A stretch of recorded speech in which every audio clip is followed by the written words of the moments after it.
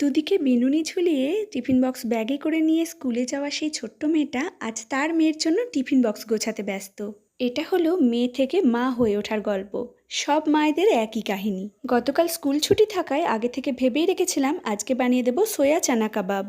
ছোলাটা আগের দিন রাতেই ভিজিয়ে রেখেছিলাম, তার সঙ্গে 1 কাপ সয়াবিন নিয়ে প্রেসার কুকারে একটু বয়েল করে নিয়েছি। সেটাকেই জল ঝরিয়ে একটা মিক্সিং জারের মধ্যে নিয়ে নিয়েছি। সাথে দিয়েছি একটা গোটা পেঁয়াজ কুচি আর 4-5 কোয়া রসুন। জল ছাড়াই এটাকে একটু ব্লেন্ড করে নেব। প্রয়োজনে সামান্য জল দিতেও পারেন, কিন্তু যেন পাতলা না হয়ে যায়। এবার এর মধ্যে কিছু বেসিক মশলা দেব।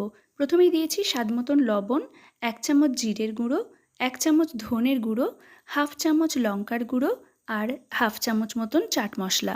এই সব উপকরণ ভালোভাবে মেখে নিয়ে এর মধ্যে 1 চামচ সর্ষের তেল দিয়ে দেবো আর 2 হাতের তালুতেও সর্ষের তেল মাখিয়ে নেব। এরপর 2 হাতের সাহায্যে চ্যাপ্টা চ্যাপ্টা করে কাবাবগুলো তৈরি করে নিয়েছি আর উপর থেকে একটু সাদা তিল ছড়িয়ে দিলাম। প্যানের মধ্যে 2 চামচ রিফাইন অয়েল ব্রাশ করে কাবাবগুলোকে দিয়ে দেবো আর ওপরের পিঠেও একটু তেল মাখিয়ে নেব। এইভাবে বেশ কিছুক্ষণ ধরে উল্টে পাল্টে ফ্রাই করে নিলেই আমাদের সোয়া চানা কাবাব রেডি।